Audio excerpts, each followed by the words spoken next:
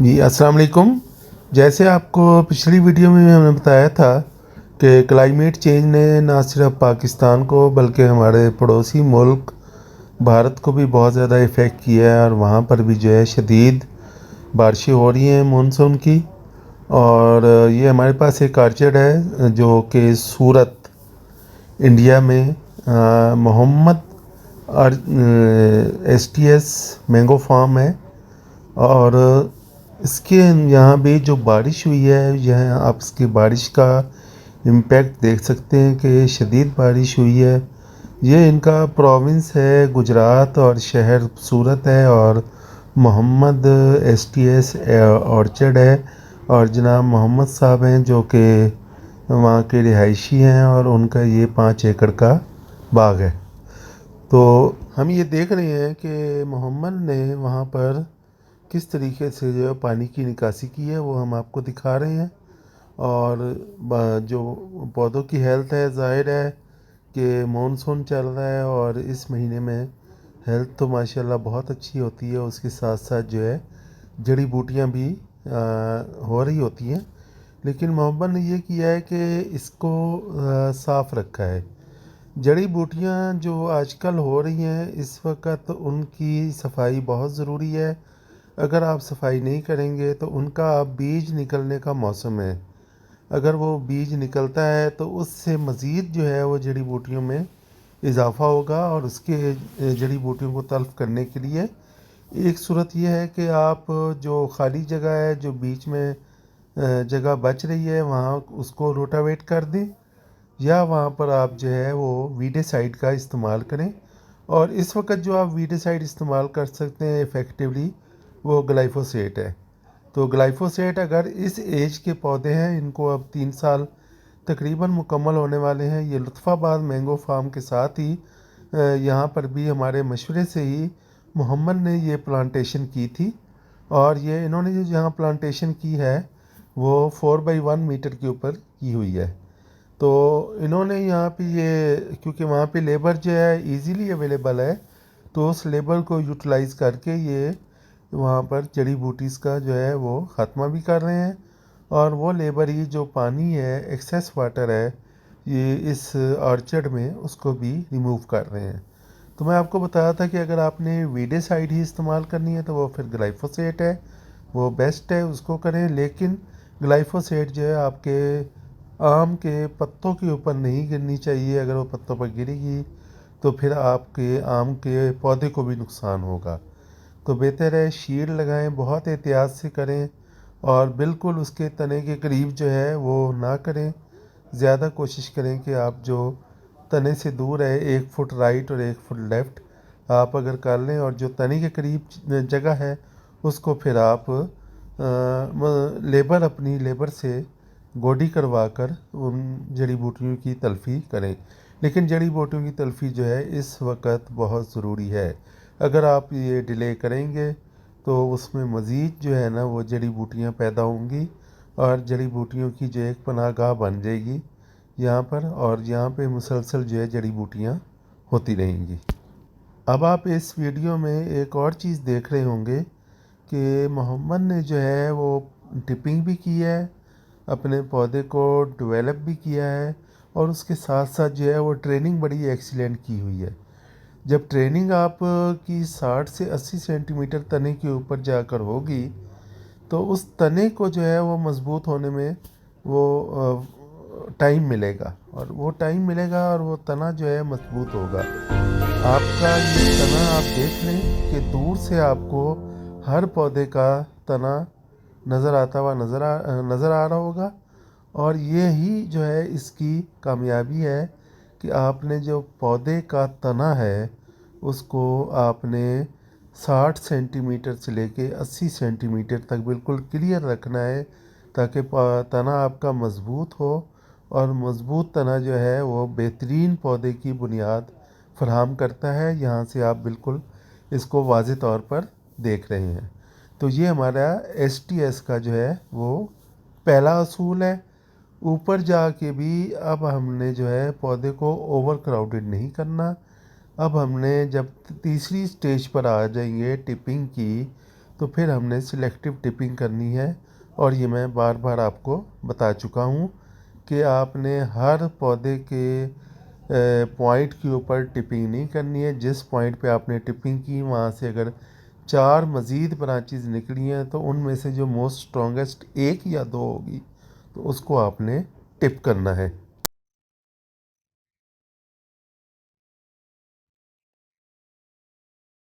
इस आर्चर्ड में एक और चीज़ आपने देख लिया कि इन्होंने मुसलसल जड़ी बूटियों को कंट्रोल में रखा हुआ है, जिसकी वजह से पौधों की खुराक लेने की सलाहियत जो है वो बहुत अच्छी हो गई है। और इसी पर अगर हम यही चीज़ को कंटिन्यू रखते हैं, हमारा जो ऑर्चर्ड है जितना नीट एंड क्लीन होगा उतने हमारे पौधे जो हैं वो हेल्दी होंगे, उतनी हमारी जो नई ब्रांचेस हैं, नए पौधे हैं वो बेहतर ग्रोथ करेंगे और नए जो शाखें निकलेंगी वो बीमारी से भी पाक होंगी। क्योंकि अब बारिश हो गई है, बारिश होने के बाद या ये स्पेल जब भी ख़त्म होगा तो पौधों में एक ख़ास किस्म की आपको डेफिशिएंसी नज़र आएगी। पौधों के जो है थोड़ा सा कलर जो है वो डिसकलर हो जाएगा, पत्तों का कलर। तो उससे आप लोगों ने परेशान नहीं होना। उसके लिए आपने माइक्रो न्यूट्रिएंट्स चिलेटेड फार्म में ख़ास तौर पर जिंक EDDHA और आयरन EDDHA और उसके साथ बोरिक एसिड है, फिर आपका मैग्नीशियम सल्फेट है। तो इन चीज़ों का इस्तेमाल आप लोगों ने फौरी तौर पर करना है जैसे ही आपको इरिगेशन जो है वो आप शुरू करते हैं ड्रिप में। और इंशाल्लाह आपके पौधे जो हैं बेहतर और अच्छी ग्रोथ जो है वो दिखाएंगे। लेकिन इस वक्त जो है जितना इस वक्त बारिश हो चुकी है तो इसके बदतर आने में कम से कम अगर मज़ीद बारिश ना हो तो 10 से 15 दिन लगेंगे। 10 से 15 दिन बाद जो है आप डिसीजन करने के काबिल होंगे कि अब हमने इस ड्रिप को चलाना है या नहीं चलाना। ये भी आप देख लें इधर कैसे इन्होंने ये रास्ते बनाकर और इस पानी को ये ड्रेन कर रहे हैं। तो हमारा जो ड्रेनेज का सिस्टम है वो हमारे STS आर्चर्ड में बेहतरीन होना चाहिए ताकि जितनी भी बारिश हो जाए तो पानी जो है वो उसका ड्रेन हो जाए। जो आपके पौधे हैं वो एक बेड के ऊपर बने हुए थे और उसी बेड के ऊपर हमारी ड्रिप लाइन चल रही थी। तो इसलिए जितना पानी था या तो वो डिप्रेशन में था और जहाँ पर पानी इकट्ठा हो रहा था तो उसको जो है हमने रास्ते बनाकर तो खाली खेत की तरफ जो है वो ड्रेन कर दिया है। अगर आपके खेत में पानी खड़ा रहता है तो ये फिर आपके पौधों के लिए बहुत अच्छा साइन नहीं होगा, और जिससे आपके पौधों की जो रूट्स हैं वो सेचूरेट होंगी और उनको ऑक्सीजन जो है वो कम मिलेगी। तो उससे जो है पौधे का जो है वो डिक्लाइन की तरफ जाना यकीनी हो जाएगा और मॉर्टेलिटी भी हो सकती है इसमें पौधों की।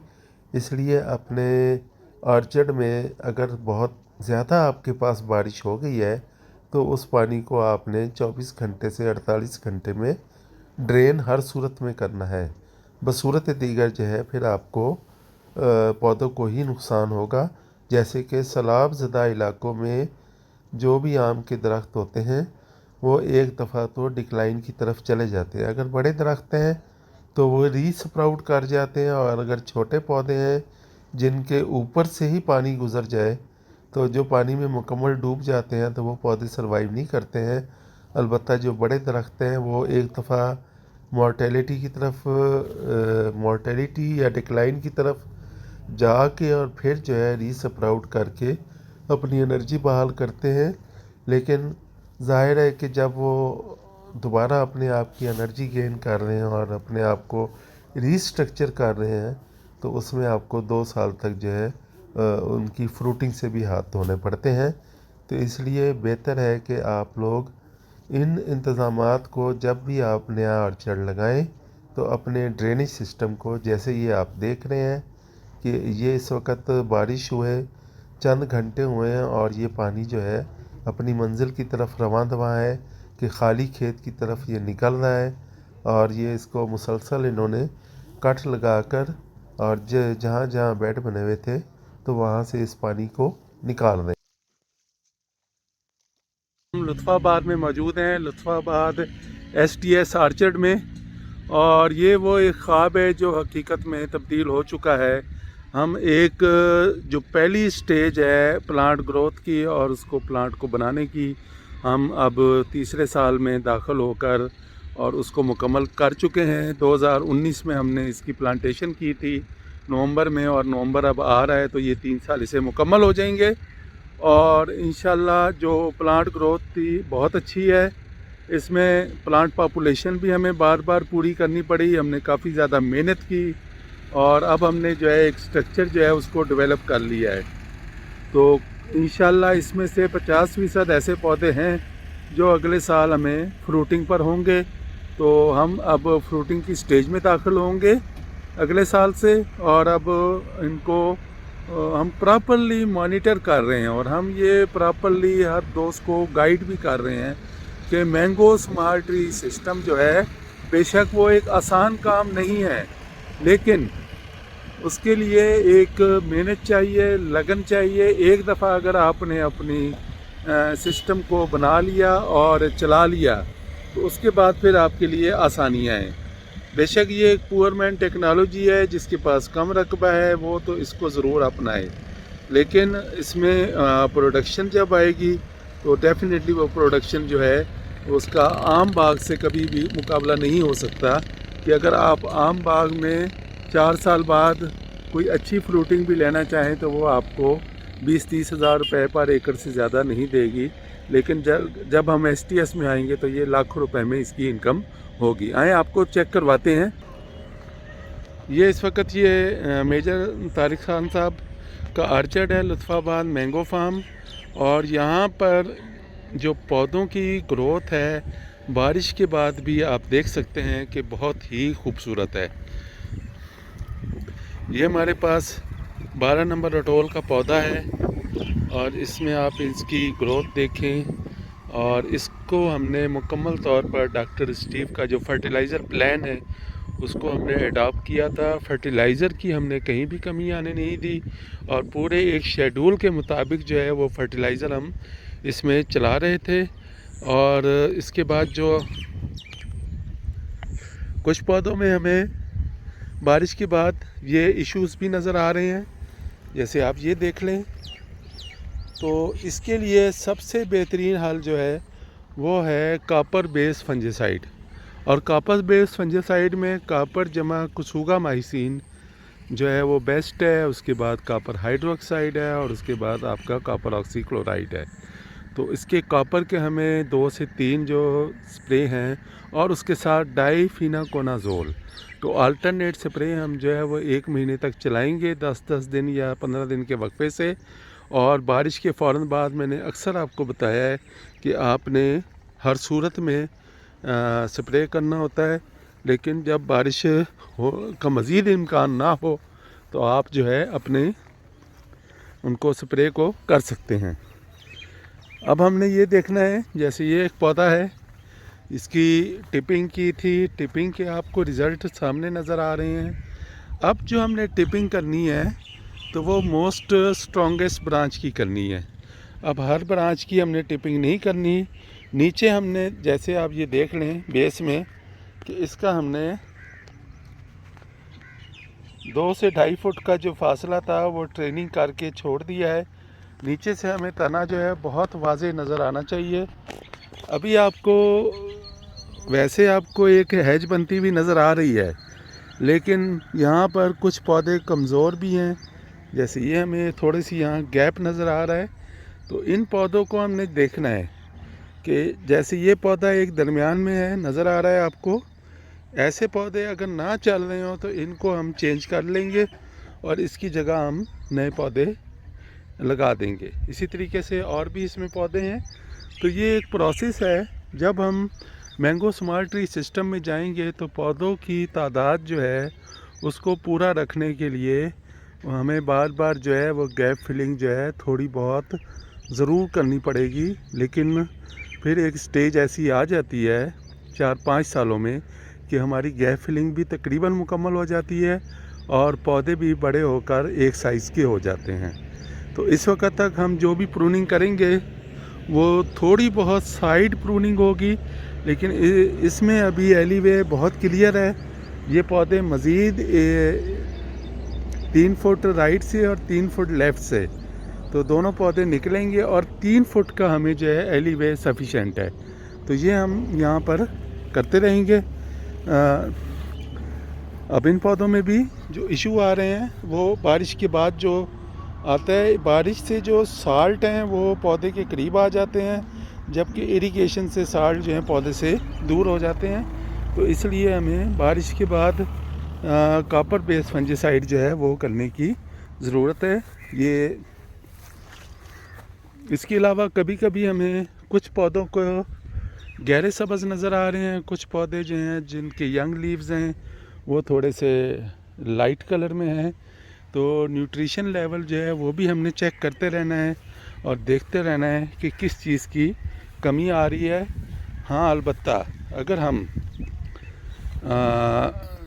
चिलेटेड माइक्रोन्यूट्रिएंट्स और फिर चिलेटेड आयरन EDDHA अगर उसका इस्तेमाल रेगुलरली कर रहे हैं तो हमारे पौधों को जो कलर है वो बहुत अच्छा होगा और उसकी ग्रोथ बहुत अच्छी होगी। तो मुझे अब हम आपसे इजाज़त चाहेंगे। उम्मीद है आपको ये वीडियो भी पसंद आई होगी और इस वक्त जो हम एक मेहनत कर रहे हैं वो भी आपको नज़र आई होगी। Thank you very much. खुदा हाफिज़।